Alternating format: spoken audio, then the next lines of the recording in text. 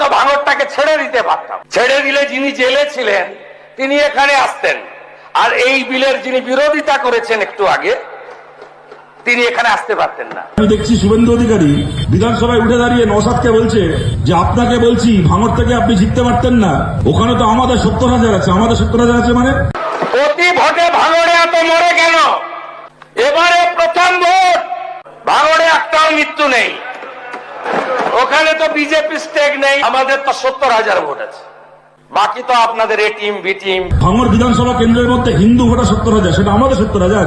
আপনি এটা মুখ্যমন্ত্রী, এটা আপনার ভাষা, বিধানসভায় দাঁড়িয়ে বলছেন যে হিন্দু আপনার আর মুসলমান অন্যদের। রাজ্যের মুখ্যমন্ত্রী বিধানসভায় দাঁড়িয়ে বলছেন, তারপরে বলছেন আমরা যদি চাইতাম তাহলে তো জায়গাটাকে ছেড়ে রাখতে পারতাম, ঠিক করে ওখানে ভোট হতো না। তার মানে আপনি স্বীকার করছেন শুভেন্দু অধিকারী একদিন পশ্চিমবাংলায়, তার মানে বিজেপি যদি চায় তাহলে ইলেকশন কমিশন ঠিক করে ভোট করায়। মানে এই ভোটের আগে পর্যন্ত পশ্চিমবাংলায় ঠিক করে ভোট হয়নি, বিজেপি চায়নি, তাই ইলেকশন কমিশন ঠিক করে ভোট করায়নি। তারপরে বলছে ওইখানে এই গুন্ডাদের বিরুদ্ধে ব্যবস্থা নেওয়া হয়েছে বলে আজকে আপনি বিধায়ক, আর ওই আপনার বিরুদ্ধে ছিল শওকত মোল্লার কথা বলছে, সে আজকে জেলে আছে। যদি গুন্ডাদের বিরুদ্ধে ব্যবস্থা না নেওয়া হতো তাহলে আজকে জেলে থাকতো না। তার শুভেন্দু অধিকারী আপনি যদি তাই মনে করেন তাহলে তো এটা প্রমাণিত যে আজকে নতুন করে পশ্চিমবাংলায় কোনো গুন্ডা দমন বিল পাস করানোর দরকার নেই।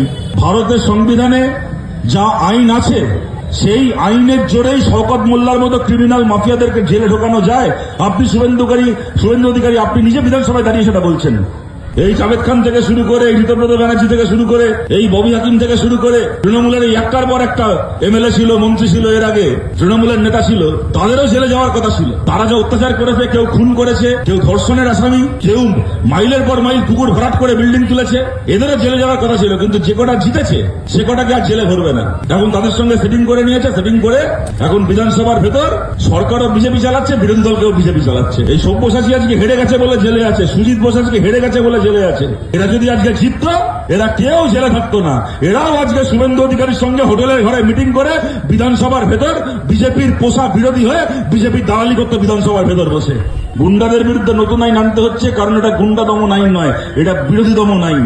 কোন বিরোধী যদি প্রতিবাদ করে, কোন বিরোধী যদি বিক্ষোভ দেখায়, কোন বিরোধী যদি লড়াইয়ে নামে, তাহলে সেই বিরোধীকে আমি বিনা বিচারে 1 বছর পর্যন্ত জেলে আটকে রাখবো। আর তাও শওকতের কপাল খারাপ, এবার জিততে পারেনি। ওর নিজের যে কেন্দ্র ক্যানিং, সেখানে তৃণমূল জিতেছে।